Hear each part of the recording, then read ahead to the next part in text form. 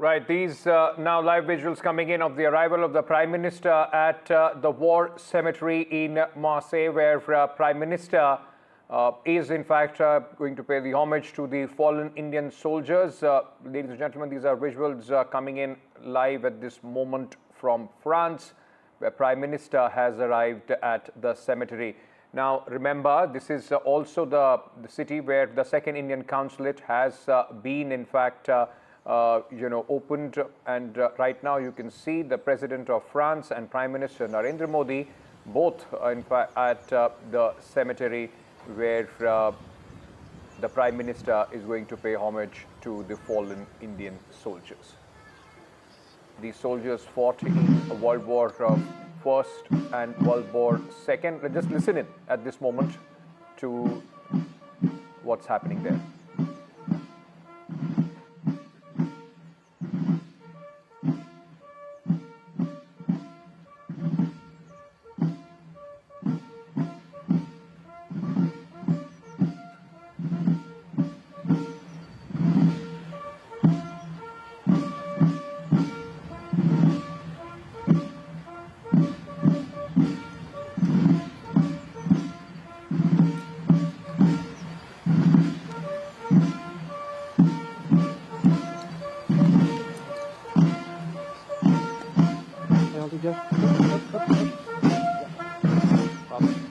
Pardon.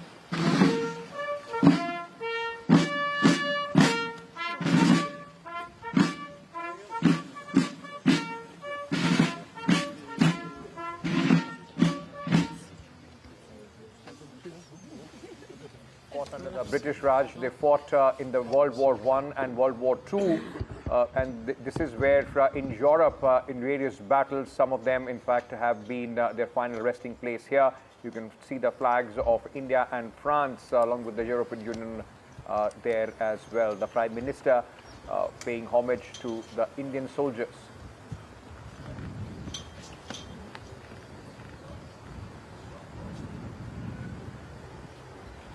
That's the wreath laying ceremony which is taking place at this moment. Prime Minister laying a wreath in remembrance of the soldiers. The wreath that Prime Minister has laid is also in the tricolour of India.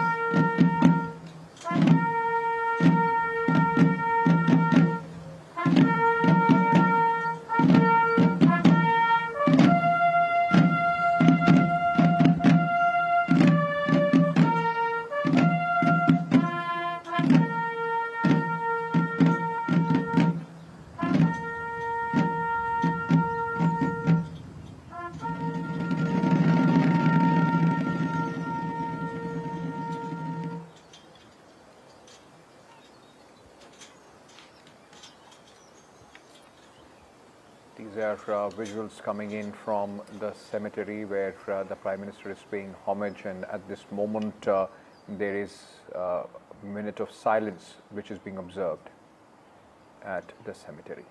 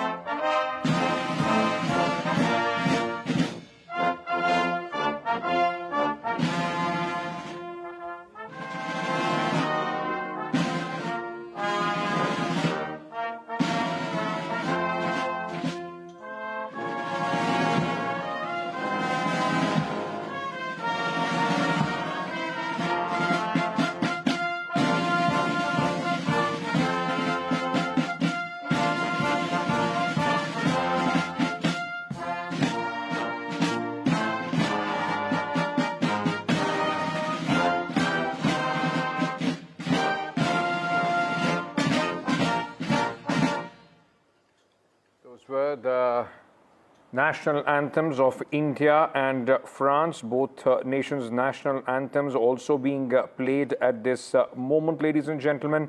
And the Prime Minister and the President have laid the wreath and have also, in fact, paid their homage to the fallen Indian soldiers.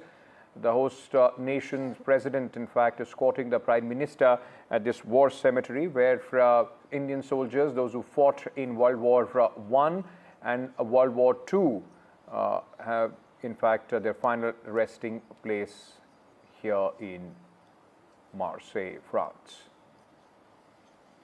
Mohammad Ghazali is with me at this moment, my colleague who is continuing to give us more details as far as this entire story is concerned. Mohammad Ghazali, this tells you that the relationship between India and France, it's not just an economic or a market-wise relationship, it's a very old relationship as well. See, Ankit, Prime Minister Modi, as you rightly pointed out, this entire relationship, diplomatic relations between India and France is not just centered around the AI summit or the defense deals or the several MOUs, which later we will get to know about. It's also because the Prime Minister has made it what you can say a habit or routine, or it's part of his schedule that whenever he goes to a foreign country, he often tries to visit those memorials which have been established to commemorate the services of Indian soldiers during the World War. So not just this war cemetery in France, but Prime Minister had also visited during his previous trips to Australia. He had paid homage to the Indian soldiers back in November 2014 when he paid homage to martyrs at the Australian War Memorial in Canberra. And later he did the same when he visited Egypt, he visited Mesopotamia.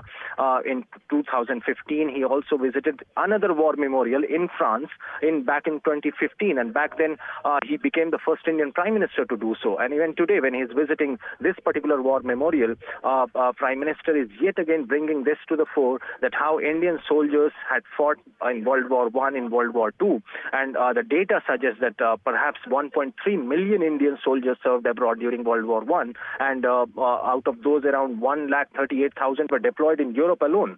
And most of these soldiers and enlisted officers served in that particular area where this war memorial is established. And they have greatly served. And France also acknowledges the fact that how Indian origin soldiers or Indian soldiers in the pre-independent era were part of the World War I, they were part of the World War II as well. And their contribution is such that they had to set up this war memorial where the Prime Minister is now paying homage or is present there right now. Right. We are also being joined by Colonel S. Dini, who is a defense analyst. Thank you for speaking to NDTV. We can see how the Prime Minister and the President right now, in fact, writing a note at this cemetery. Despite now, of course, a lot being written about India's contribution or Indian soldiers' fight as far as the World War I and II is concerned, but it's still something that is not very common as far as the masses are concerned, sir. I mean, in India, there is very less, education or enlightenment as far as our contribution to the World War I and World War II is concerned. Oh, absolutely, Ankit. I think you're right there that not enough has been spoken about these soldiers whom all of us who have served and who are serving right now in the armed forces believe that these were our forefathers who actually, have given us the foundation on which the present armed forces are standing. If we are today a mighty army or armed forces, it is because of the sacrifices which these men had carried out during those World War I and World War II. And as Mohammad Ghazali rightly brought out, there were almost 1.3 million soldiers who had gone for World War I, and out of which almost 74,000 people had died. And you must always remember also, Ankit, that these soldiers who were going for the first time outside, they had never ever witnessed such a war. They never saw any machine guns or such like things. They never was experienced into a trench warfare or a tank warfare sort of a scenario. But yet, these people came out with flying colors. The sheer bravery which they displayed is what makes them special. And today, the whole world recognizes what they did. And if you go deep into the history, there are places in which Indians are looked upon in a very high order because of these soldiers. I remember there's a port in Italy wherein the Indian soldiers stood guard against the the invading raiders who had come to protect the women of that place. And later on, after many years, when an Indian ship was there, the entire town had come, and the mayor was there to receive them. And that mayor, whose mother told him about the story, that it was because of the Indian soldiers that we were protected. So I think it is not only the courage, it also is the character what stood out as far as the Indian soldiers go. And you are absolutely right that not enough has been said about them, not enough has been written about them. And it's very good to see the Honorable Prime Minister taking every opportunity to bring this fact not only to the world's attention, but I think more importantly to ourselves. Yes. That these were the people who has fought for what we are today. How do you see, gestures like these, in bridging that gap, not only between people to people, but also in defense ties, like militaries and their histories, when people understand the sacrifices that people have given in another country? You're not fighting on your own soil, you're fighting to save somebody else that you have absolutely no relation to. That does in fact present some sort of a history that can help today, of course, when we are trying to build a collective future. Yes, Ankit, almost all military forces across the globe, they give a lot of importance to the legacy which they have, whether it is any armed forces. They believe that whatever they did in the past, it means a lot to them. So similarly, when in India, Indian soldiers who have fought in France, when these soldiers, the French soldiers, are seeing that, these are the people who came in World War I and World War II, fought in a different land, fought for something which was actually not directly involved, they had nothing to do with it. Absolutely. But because they fought for the flag, there's something that professionalism is what matters. They fought for the flag of their battalion, or the Pulton as it was called, and that professionalism actually would be respected by all professional armies. So you're right in the sense that these kind of gestures definitely go in a long way in understanding the armed forces cultures of each other, and definitely in future scenario, whenever there's a joint exercises or otherwise, I think it will be a great advantage.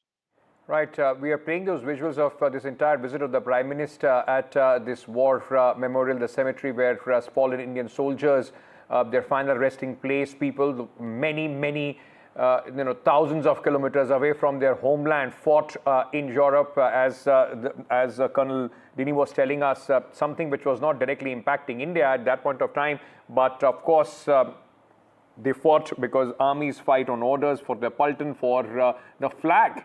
Colonel Dini, let me very quickly also ask from you if you could tell our viewers in Marseille, of course, this cemetery for the fallen Indian soldiers, but there are some very important spots in and around Europe, not just in France, but in many other countries as well, where Indian soldiers played a defining role in World War I and II.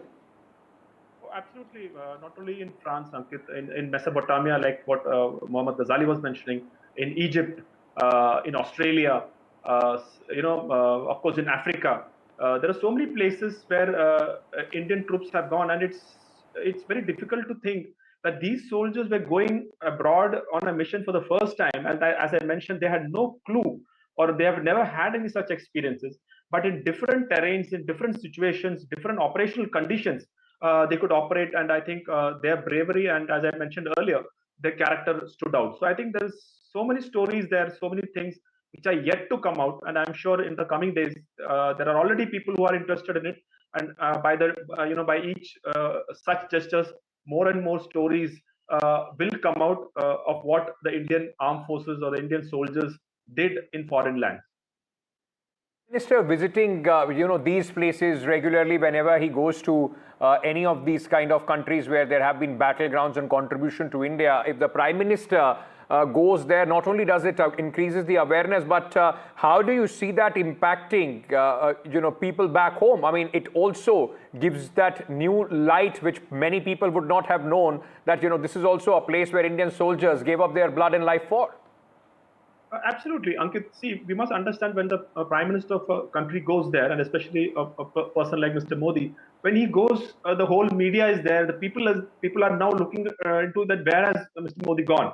So therefore, their interest is there. The awareness comes in, and also people will start reading about it, knowing about it, and then they will understand the legacy, what I was speaking of earlier. So I think what the Honorable Prime Minister has done is not only a gesture that which, of course, it's very thoughtful and appropriate, but I think he's also trying to, bring in more awareness. I think, like I mentioned earlier, more within our country. Our country, there are, instances when we forget what we are, whether it is military or whether it is our culture or other such like things.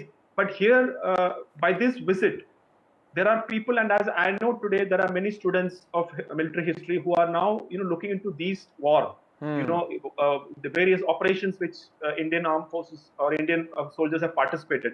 They're now studying on it. They're carrying out research on it. There are a lot of YouTube people, influencers who are now speaking about it. Yes. And therefore, gradually, I think we will see a change. Can I also understand from you, sir, in context of this visit of the Prime Minister to France, this is also a very important development vis-a-vis the India-France defense cooperation as well. There is much more on the cards in terms of the Rafale jets and the submarines as well. How important do you see both these countries as partners? See, one thing is very clear, Ankit. I think France has always been one of our, most trustworthy, and I would say a constant strategic partner, no matter what the kind of geopolitical situation in which India was. So I think in that way, I think France has been a very strong ally of India, but yet they never used to overplay it. There are other countries which, used to show that they are very strategically close to India, and they used to say it. But France has, I think, always throughout, it's not only now, throughout, France has stood by us, whether it was during Kargil and before that and all those. Of course, now with this Rafale thing, again, we knew that what are the conditions in which the Rafale deal was signed. It was signed when in China and India we were having a situation along the line of actual control. So in that time also, France stood by us. Of course, France has been helping us through the submarines. So multiple times we have seen France as an ally has been constant. They have been, trustworthy, and also they go by what they say. It is not that they are influenced by other situations or other as I put it, whether other restrictions imposed by other countries. So that way, I think France and India are a very strong partners in today's geopolitical situation. And I think from this visit, it has been taken further ahead, as we have seen that the Prime Minister is the co-chair with the artificial intelligence part of it, which actually brings the future also being that much more secure between both those countries. So stay on with me. I have to slip into a very short break. We are taking a break, and coming back, we leave you with these visuals, ladies and gentlemen, of Prime Minister Narendra Modi, in fact, paying homage at this cemetery to the fallen Indian soldiers, meeting in Marseille, where he was escorted by the President of France, Emmanuel Macron.